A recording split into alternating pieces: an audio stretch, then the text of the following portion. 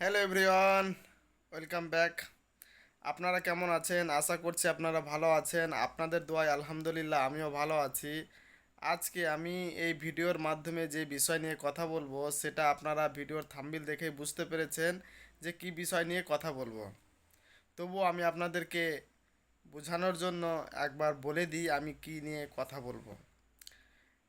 তো আমার ভিডিওর কমেন্ট সেকশনে 4-5 দিন থেকে দুইটা কমেন্ট দুইটা কমেন্ট ঘোরাফেরা করছে যে আমার একজন ভাই জিজ্ঞেস করেছেন যে ভাই, আমি বাংলাদেশ থেকে কাতারে আসছি কাজের উদ্দেশ্যে। আমার কোম্পানি বেসিক স্যালারি 1200 রিয়াল। আমার কোম্পানির বেসিক স্যালারি 1200 রিয়াল এবং 8 ঘন্টা ডিউটি, ওভার টাইম নাই। আর খাওয়া দাওয়া নিজের, থাকা কোম্পানির। আমার খাওয়া দাওয়া করাতেই 300 রিয়াল চলে যায়। তারপর মোবাইল খরচ আছে, ইন্টারনেট খরচ আছে, ওগুলো বাদ দিয়ে এবং ওগুলো সব কিছু অ্যাডজাস্ট করে আমার প্রায় 400 রিয়াল প্রতি মাসে খরচ হয়। আমি 1200 রিয়াল কাজ করি, 400 রিয়াল প্রতি মাসে খরচ হয়, 800 রিয়াল বাঁচে। সেই 800 রিয়াল আমি দেশে পাঠাই। ভাইয়ের কথাগুলো শুনতে অনেক ভালো লাগলো, আমাকে কমেন্ট পড়ে আমি অনেক আনন্দিত হই। তবে ভাই আমাকে একটা সলিউশন জিজ্ঞেস করেছে যে ভাই, আমাকে একটা পদ্ধতি বলে দেন যে পদ্ধতি অবলম্বন করে আমি কিছু স্বাবলম্বী হতে পারি। তো ভাইকে যদি আমি স্বাবলম্বী হওয়ার জন্য কিছু টিপস দিই, সেই টিপসটা যদি ভাইনে ফলো করে, আমার ভাই যদি সেই টিপসটা ফলো করে, তবে ওর একটু কষ্ট হবে, তবে কিন্তু সে কিছু স্বাবলম্বী না, অনেকটাই স্বাবলম্বী হতে পারবে। তো আপনার সঙ্গে জুড়ে থাকেন, তবে বুঝতে পারবেন যে কিভাবে স্বাবলম্বী হতে পারেন। দেখুন, আমাদেরকে কাজ করে যেহেতু খেতে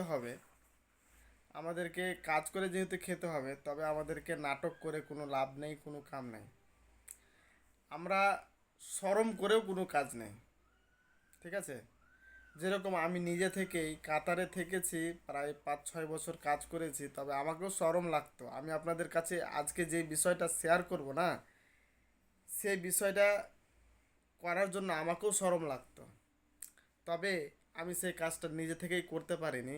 যদি আপনি পারেন, তো আমি নিজেকে খুব ধন্য মনে করব যে আমার কথা শুনেই আপনি সেই কাজটা করেছেন এবং স্বাবলম্বী হতে পেরেছেন। যেরকম আপনি কোম্পানির 8 ঘন্টা ডিউটি করার পরে বেশি কিছু না পারলেও 2 ঘন্টা করে টাইম দিবেন। টাইমটা হচ্ছে কীরকম, যে আপনাকে ওখানে মোবাইলের চার্জার, মোবাইলের ডাটা কেবিল, মোবাইলের হেডফোন, ঠিক আছে, তারপর কিছু কাপড়, যেরকম অনেকেই বাইরে বিদেশে থাকার সময় হাফ প্যান্ট পরা পছন্দ করে, ওই সে হাফ প্যান্ট, ফুল প্যান্ট, এগুলো আপনি বাজার থেকে ক্রয় করবেন। বাজার থেকে ক্রয় করে আর আপনি ওই কোম্পানি যাবেন, বিক্রি করবেন।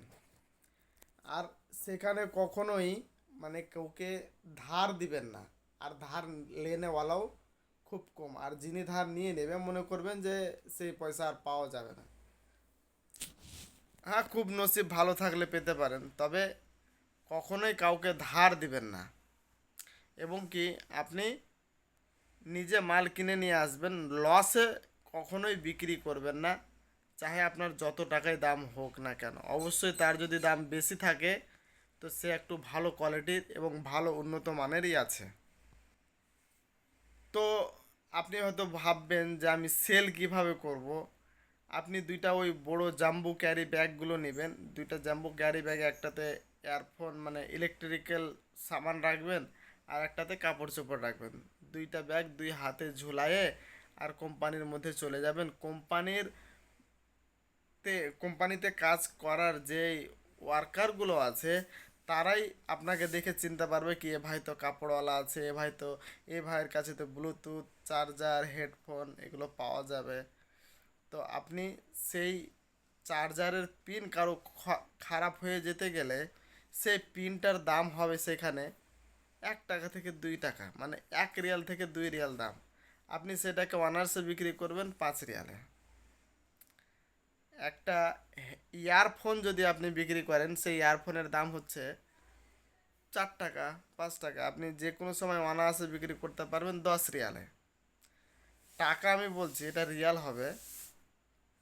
তো যাই হোক, আপনি যদি নিজে থেকে স্বাবলম্বী হতে চান, আপনি যেই কোম্পানিতে কাজ করছেন সেই কোম্পানিতে যদি আপনাকে বলতো যে আরও 4 ঘন্টা করে কাজ করতে হবে, তবে 1.5 হাজারি করে দেব, করতেন না?